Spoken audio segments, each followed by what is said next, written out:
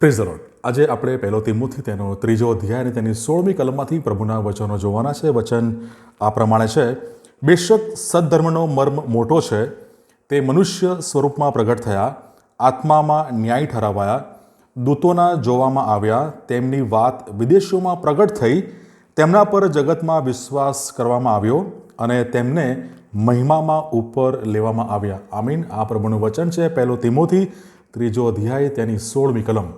આજનો આપણો જે વિષય છે એ વિષય છે સત્ધર્મનો મર્મ.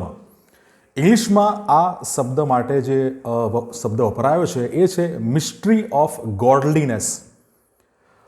પ્રેરિત પાઉલ એ એફેસસમાં સેવા કરનાર પ્રભુના સેવક તિમોથીને એ આ પત્ર લખે છે અને એફેસસ જેવા શહેરમાં, એટલે કે એ મૂર્તિ પૂજા, જ્યાં જૂઠું શિક્ષણ અને એના દ્વારા ઉત્પન્ન થતી જે મૂંઝવણ છે એ બધી બાબતોને કાઉન્ટર કરવાને માટે, સુવાર્તાનું સ્પષ્ટ શિક્ષણ આપવાને માટે, ખ્રિસ્તી મૂલ્યો વિશે શિક્ષણ આપવાને માટે, સમજ આપવાને માટે આ જે કલમ છે એ બહુ જ એ પાઉલનો જાણે કે સ્ટ્રોંગ સોલિડ પોઈન્ટ, બધી મૂંઝવણોનો જાણે કે એક જ બાબતમાં જાણે કે એ નિચોડ એ આપણે આ કલમમાં જોઈ શકીએ છીએ. શબ્દ વપરાયો છે સત્ધર્મનો મર્મ. જો અનુવાદ કરીએ તો ઈશ્વર પરાયણતા, જે સદ્ધર્મ શબ્દ છે એનો અર્થ થાય છે ઈશ્વર પરાયણતા. બીજો શબ્દ છે ઈશ્વર ભક્તિ. આ બધા એના શબ્દો છે. મર્મ, રહસ્ય, જેને પ્રાચીન કાળમાં જે બાબત પ્રગટ થઈ નહોતી પણ હવે એ ખ્રિસ્તમાં એ પ્રગટ થયું છે, જે ખ્રિસ્તમાં તારણ અને ન્યાયપણાના સત્યોનો ઉલ્લેખ એ બાબત એ કરે છે. અને સદ્ધર્મનો મર્મ એ બાબતમાં આપણે મુખ્યત્વે 6 બાબતો આપણે આજે જોવાના છે. સૌથી પહેલી બાબત એ પવિત્રતા અથવા એ ઈશ્વર પરાયણતા, એ સદ્ધર્મ, એનો મર્મ, એનું રહસ્યનું સૌથી પહેલું રહસ્ય, ઈશ્વર પ્રભુ ઈસુ ખ્રિસ્ત એ મનુષ્ય સ્વરૂપમાં એ પ્રગટ થયા.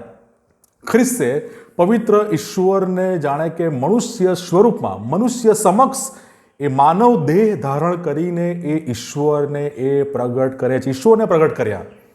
અને પ્રભુ ઈસુ ખ્રિસ્ત એ માનવ બન્યા, માનવની વચ્ચે રહ્યા અને ઈશ્વર આપણી પાસે માણસના સ્વરૂપમાં, પ્રભુ ઈસુ ખ્રિસ્તના રૂપમાં, પ્રભુ ઈસુ ખ્રિસ્તના માનવ દેહ ધારણ કરવાને લીધે એ બાબત આપણે શક્ય બનતી જોઈ શકીએ છીએ. ને પ્રભુ ઈસુ ખ્રિસ્તે એના માટે સ્વર્ગનો વૈભવ એ આપણા માટે, આ જગત માટે, પાપી મનુષ્ય માટે એ સ્વર્ગનો વૈભવ એમણે મૂકી દીધો. બીજી બાબત એ છે આત્મામાં ન્યાય ઠરાવાયા. આ પ્રભુ ઈસુ ખ્રિસ્તને આ બાબત, એ પ્રભુ ઈસુ ખ્રિસ્તના એ પાપરહિત આત્મિક ન્યાયપણાની ઘોષણા, એ ડિક્લેરેશન, એ બાબત આ શબ્દ જણાવે છે. આત્મામાં ન્યાય ઠરાવાયા. ભલે જગતે પ્રભુ ઈસુ ખ્રિસ્તને નકાર્યા, ધિક્કાર્યા, વધસ્યમે જડ્યા, પણ પવિત્ર આત્મા દ્વારા, ઈશ્વર દ્વારા તેમને ન્યાય ઠરાવવામાં આવ્યા. અને તેમને ઈશ્વર દ્વારા જ્યારે ન્યાય ઠરાવવામાં આવે છે, તેથી અથવા તેને લીધે આપણે ખ્રિસ્તમાં ઈશ્વરના ન્યાયપણારૂપ થઈએ છીએ. આપણને ખ્રિસ્તમાં ન્યાયપણું ખ્રિસ્ત તરફથી આપણને પ્રાપ્ત થાય છે. કેટલી અદ્ભુત અને અજાયબ બાબત. અને ત્રીજી બાબત છે દૂતોના જોવામાં આવ્યા. એ દૂતોએ ખ્રિસ્તના જન્મને, જ્યારે એમનો જન્મ થયો ત્યારે ખ્રિસ્તની સેવાના સમય દરમિયાન અને પુનરુત્થાન અને સ્વર્ગારોહણના એ દૂતો એ સાક્ષી બને છે. દૂતોના જોવામાં આવે છે. દૂતો એ બધી બાબતોના એ સાક્ષી બને છે. અને ચોથી બાબત એ છે તેમની વાત વિદેશીઓમાં પ્રગટ થઈ. સુવાર્તા, તેમની વાત એ વિદેશીઓમાં પ્રગટ થઈ. ખ્રિસ્તના પુનરુત્થાન પછી ખ્રિસ્તનો સંદેશ એટલે કે સુવાર્તા એ સમગ્ર વિશ્વમાં એ ફેલાવા લાગી, પહોંચવા લાગી. ચાહે યહૂદી હોય કે બિન યહૂદીઓ હોય, પણ હવે એ ખ્રિસ્તની સુવાર્તા એ જગતના છેડા સુધી પહોંચવા લાગી, ફેલાવા લાગી. અને પાંચમી બાબત, તેમના પર વિશ્વાસ કરવામાં આવ્યો. એ સુવાર્તા જ્યારે જગતના લોકો સુધી પહોંચે છે ત્યારે લોકોના જીવનો બદલાય છે. જગતના લોકો જે અલગ અલગ દેશોમાં, અલગ અલગ જગ્યાએ રહે છે, પણ જ્યારે ખ્રિસ્ત અને ખ્રિસ્તની સુવાર્તા પર તેઓ સાંભળે છે, તેને સ્વીકારે છે, ત્યારે તેના પર વિશ્વાસ કરવા લાગે છે. અને આપણે જોઈ શકીએ છીએ કે આજે પણ ખ્રિસ્તની સુવાર્તા વિવિધ દેશ, શહેર, ગામડા અને અલગ અલગ સંસ્કૃતિઓમાં રહેતા લોકોના જીવનો આજે પણ એ બદલી રહી છે. આજે પણ એ સુવાર્તા દ્વારા જીવનો બદલાણના અનુભવમાં એ આવી રહ્યા છે. છેલ્લી બાબત, તેમને મહિમામાં ઉપર લેવામાં આવ્યા. પ્રભુ ઈસુ ખ્રિસ્ત એ સ્વર્ગમાં ચડી ગયા તે બાબત એ દર્શાવે છે.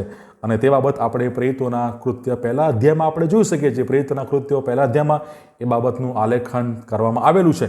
ખ્રિસ્તનું સ્વર્ગારોહણ એ પૃથ્વી પરનું તેમનું કાર્ય પૂર્ણ થયું છે. ઈશ્વરે જે કાર્ય સોંપ્યું, જે મિશન સોંપ્યું, તેમણે પૂર્ણ કર્યું છે, સફળ કર્યું છે. અને ઈશ્વર પિતા તેમના આ કાર્યથી, આજ્ઞા પાલનથી ઈશ્વર પિતા એ ખુશ છે. એ બાબત આપણે અહીંયા જોઈ શકીએ છીએ. આ 1 તિમોથી 3 અધ્યાય 16મી કલમનો જે સાર છે, એ સાર એ છે કે સુવાર્તા એ વૈશ્વિક છે. એ ક્ષણે ક્ષણે જગતના છેડાઓ સુધી પહોંચી રહી છે, ફેલાઈ રહી છે. જેટલો એને રોકવાનો પ્રયત્ન કરવામાં આવે છે, સુવાર્તા એટલા જ બમણા જોશથી એ લોકોને બદલી રહી છે, અલગ અલગ જગ્યાએ એ ફેલાઈ રહી છે.